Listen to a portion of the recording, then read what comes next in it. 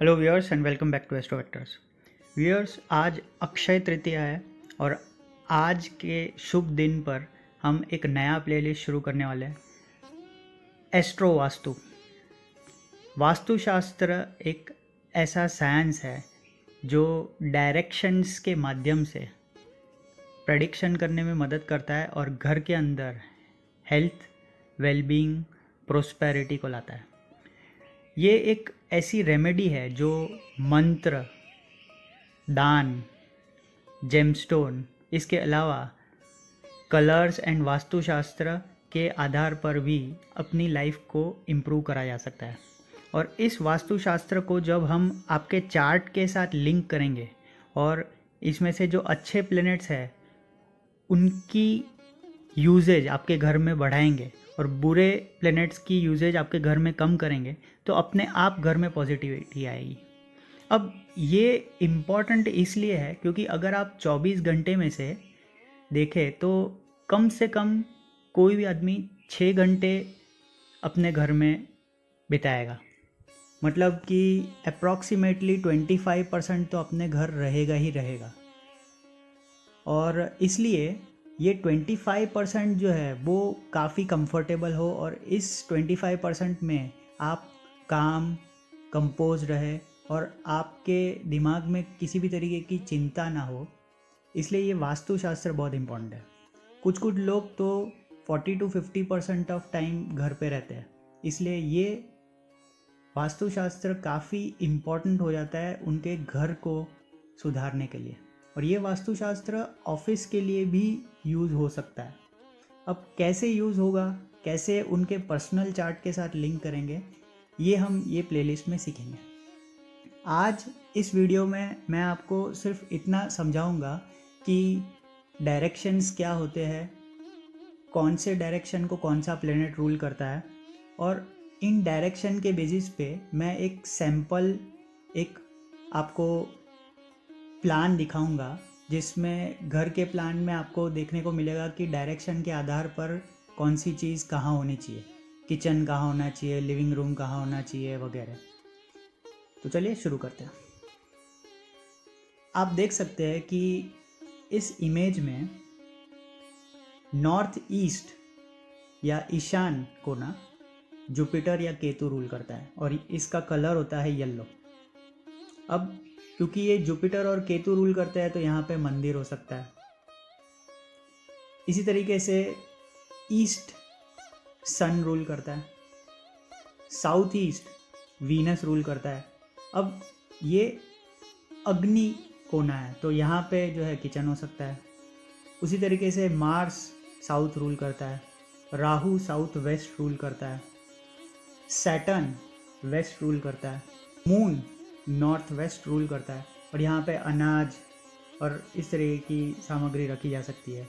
उसी तरीके से मर्क्यूरी नॉर्थ रूल करता है और आप देखेंगे मर्क्यूरी में कुबेर लिखा हुआ है, तो इसलिए आप जो है अपनी वेल्थ और वो चीज़ जिससे आप पैसा कमाते हैं वो सारी चीज़ आप यहाँ पे रख सकते हैं नॉर्थ डायरेक्शन में। तो इस तरीके से डायरेक्शन को आप देख करके अपने घर में सब अरेंजमेंट कर सकते हैं। अब एक आपको मैं सैम्पल प्लान दिखाता हूँ कि आपके घर में हर चीज़ कहाँ होनी चाहिए।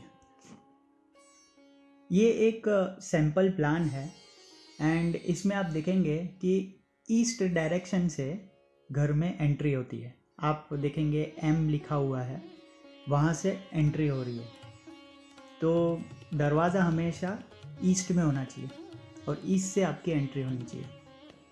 अब आप देखेंगे कि किचन साउथ ईस्ट में है। आपने देखा था कि वीनस साउथ ईस्ट अग्नि कोने को रूल कर रहा है, इसलिए किचन जो है साउथ ईस्ट डायरेक्शन में है।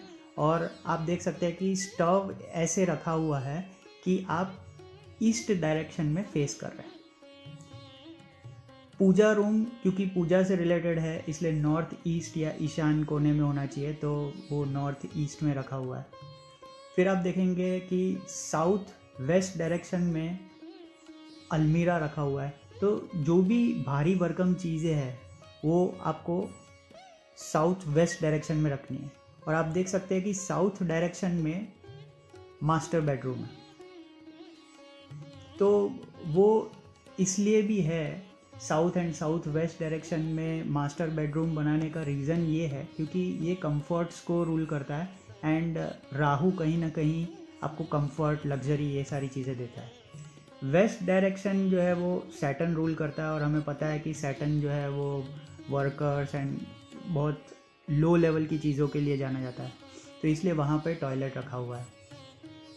नॉर्थ डायरेक्शन में आपका लिविंग रूम है और आपका जो भी स्टेटस सिंबल है वो आप देख सकते हैं नॉर्थ डायरेक्शन में। नॉर्थ एंड नॉर्थ ईस्ट जो है वो वाटर के लिए भी जाना जाता है, तो आप ये देख सकते हैं कि अंडरग्राउंड वाटर टैंक जो है वो नॉर्थ ईस्ट में है।